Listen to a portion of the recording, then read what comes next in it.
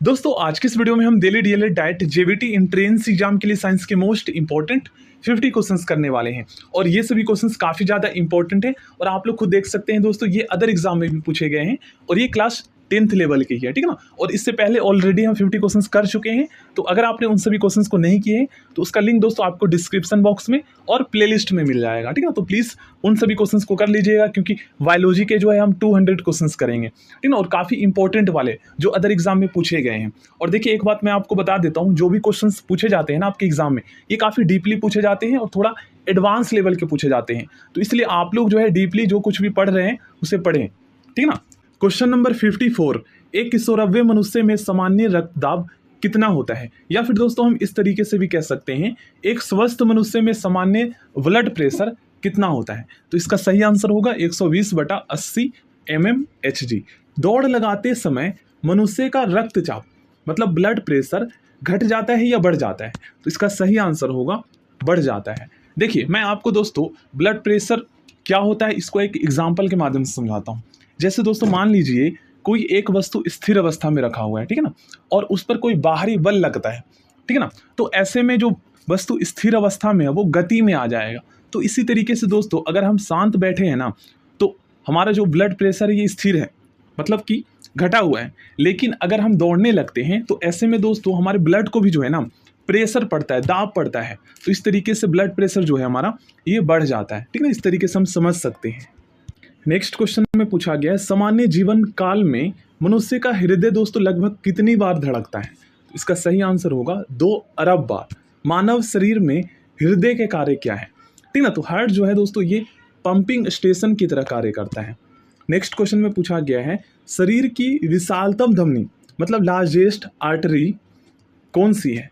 तो हमारी शरीर की जो है ना लार्जेस्ट आर्टरी जो है एओर्टा है, ठीक है ना। स्वस्थ मानव शरीर में रक्त की कुल मात्रा कितनी होती है? तो हमारे शरीर की वजन का 7% होता है। नेक्स्ट क्वेश्चन, एक वयस्क में रक्त का औसत आयतन कितना होता है? 5 से 6 लीटर। मानव रुधिर I am very very sorry, मानव रक्त का पीएच मान कितना होता है? 7.4। मानव शरीर में रुधिर बैंक ब्लड बैंक का कार्य कौन करता है? तो इसका सही आंसर होगा तिल्ली प्लीहा, जिसे इंग्लिश में हम स्प्लीन कहते हैं, SPLEEN। मानव रक्त प्लाज्मा में आमतौर पर पानी की प्रतिशत मात्रा में कितना भिन्नता होती है? 91 से 92%, ठीक ना, ऑप्शन डी। रक्त में पाई जाने वाली धातु लोहा। अब आप लोग कहेंगे कि सर लोहा कैसे पाया जाता है? तो देखिए रक्त का रंग दोस्तों लाल क्यों होता है? लाल होने की वजह क्या है? हीमोग्लोबिन। और हीमोग्लोबिन जो है ना ये दोस्तों एक लौह युक्त प्रोटीन होता है, ठीक ना। मानव शरीर का कौन सा अंग रक्त उत्पादन करता है? तो उसे हम बोन मैरो कहते हैं, अस्थि मज्जा। निम्नलिखित में से कौन सा स्टेटमेंट सही है? ऑप्शन सी स्टेटमेंट सही है। शरीर में सारा रक्त जो है ना ये दोस्तों किडनी के माध्यम से शुद्ध होता है, ठीक ना। मानव शरीर में खून के शुद्धिकरण की प्रक्रिया को हम क्या कहते हैं? डायलिसिस कहते हैं, ऑप्शन ए। रक्त में लाल रंग निम्न में से किसके कारण होता है? तो अभी हमने पढ़ा हीमोग्लोबिन, और हीमोग्लोबिन दोस्तों ये एक लौह युक्त प्रोटीन होता है। हीमोग्लोबिन में क्या होता है? लोहा होता है, ठीक ना। शरीर में हीमोग्लोबिन का क्या कार्य है? ये दोस्तों ऑक्सीजन का परिवहन करता है, मतलब हमारे शरीर के विभिन्न अंगों तक पहुंचाता है। हीमोग्लोबिन किसका महत्वपूर्ण घटक है? आरबीसी का, ठीक है ना। कौन सी रक्त वाहिकाएं साफ रक्त फेफड़ों से हृदय में ले जाती है? तो इसका सही आंसर होगा ऑप्शन डी। थोड़ा सा मैं इसको इंग्लिश में बता दूंगा आपको। देखिए क्वेश्चन क्या था दोस्तों, एक बार और मैं रिपीट कर देता हूँ, ठीक है ना। देखिए क्वेश्चन में पूछा गया था, कौन सी ब्लड वेसल्स साफ रक्त मतलब साफ ब्लड फेफड़ों से हृदय में ले जाती है, ठीक है ना। तो उसे हम क्या कहते हैं? पल्मोनरी वेन्स, ठीक है ना। हिंदी में फुफ्फुस सीरा, और इंग्लिश में हम कह सकते हैं pulmonary veins are blood vessels that carry oxygen rich blood. मतलब हम कह सकते हैं साफ रक्त को जो है लेकर जाता है कहाँ से? Blood from your lungs to your heart, मतलब कि फेफड़ों से हृदय तक, ठीक है ना। तो उसको हम पल्मोनरी वेन्स कहते हैं। नेक्स्ट क्वेश्चन में पूछा गया है, निम्नलिखित में से किसकी सहायता से रक्त द्वारा ऑक्सीजन ले जाया जाता है? उसे हम ल्यूकोसाइट्स कहते हैं, ठीक है, इंग्लिश में ही ये नाम है।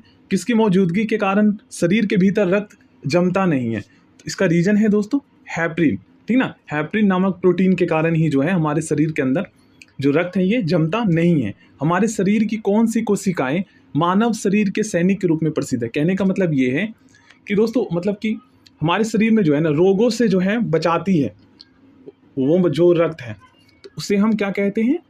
व्हाइट ब्लड सेल्स WBC, ठीक है ना। रुधिर के प्लाज्मा में निम्नलिखित में से किसके द्वारा एंटीबॉडी निर्मित होती है? तो इसका सही आंसर होगा लिम्फोसाइट्स, ठीक है ना। इसे हम लिम्फोसाइट्स के नाम से जानते हैं।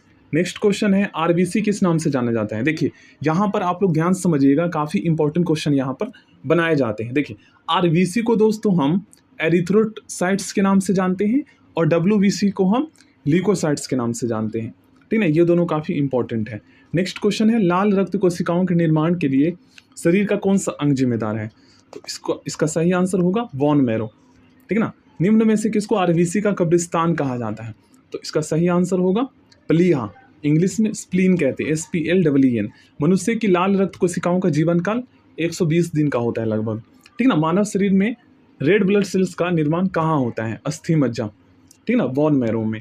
नेक्स्ट क्वेश्चन, लाल रुधिर कणिकाओं RBC का उत्पादन निम्नलिखित में से किसके द्वारा होता है? क्वेश्चन को वही मतलब घुमा फिरा कर पूछ लिया गया है, बोन मैरो इसका सही आंसर। उच्च उन्नतांश हाई एल्टीट्यूड पर मानव शरीर में दोस्तों RBC की जो संख्या है ये बढ़ जाती है। WBC का मुख्य कार्य क्या है? देखिए आप सभी को पता है दोस्तों, WBC जो है ना ये हमारे शरीर को रोगों से बचाती है, ठीक ना। और RBC का मुख्य कार्य क्या है? तो ये शरीर के विभिन्न भागों में जो है ऑक्सीजन पहुंचाती है। मनुष्य के रक्त में व्हाइट ब्लड सेल्स की कौन सी किस्म अधिक पाई जाती है? तो उस किस्म का नाम है न्यूट्रोफिल्स, ऑप्शन डी इसका सही आंसर होगा। जब कोई बाहरी पदार्थ मानव रुधिर प्रणाली में प्रविष्ट होता है तो प्रतिक्रिया कौन प्रारंभ करता है? WBC, ठीक ना। नेक्स्ट क्वेश्चन है रक्त समूह के खोजकर्ता कौन है? काफी इंपॉर्टेंट क्वेश्चन है, तो इसका सही आंसर होगा ऑप्शन ए। RH फैक्टर का पता किसने लगाया था?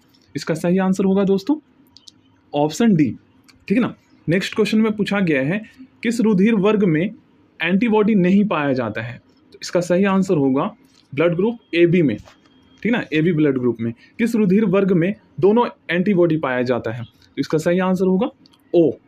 नेक्स्ट क्वेश्चन में पूछा गया किस रुधिर वर्ग में कोई एंटीजन नहीं पाई जाती है? O में, ऑप्शन डी इसका सही आंसर होगा।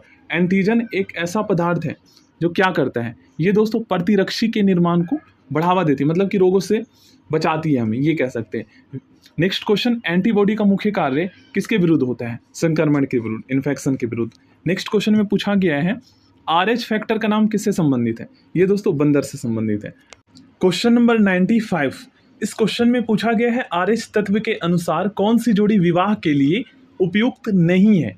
इस क्वेश्चन का आंसर होगा ऑप्शन ए। नेक्स्ट क्वेश्चन दोस्तों आप लोग पढ़ लीजिएगा, इस क्वेश्चन का सही आंसर है ऑप्शन डी। देखिए क्वेश्चन नंबर 97 मोस्ट इंपॉर्टेंट है। इस क्वेश्चन में पूछा गया है किस ब्लड ग्रुप को सर्वग्राही कहा जाता है? देखिए सर्वग्राही का मतलब ये होता है दोस्तों, जो रक्त जो है ना प्राप्त करता है, जो रक्त डोनेट करता है उसे हम सर्वदाता कहते हैं, ठीक ना। और जो रक्त प्राप्त करता है उसे हम दोस्तों सर्वग्राही कहते हैं या फिर सार्वत्रिक अदाता कहते हैं। देखिए दाता और अदाता में अंतर है, दाता जो डोनेट करता है और अदाता जो प्राप्त करता है, ठीक ना। तो आपको अंतर समझ में आ गया होगा। तो किस ब्लड ग्रुप को हम सर्वग्राही कहते हैं? तो इसका सही आंसर होगा blood group AB, option C इसका सही आंसर होगा।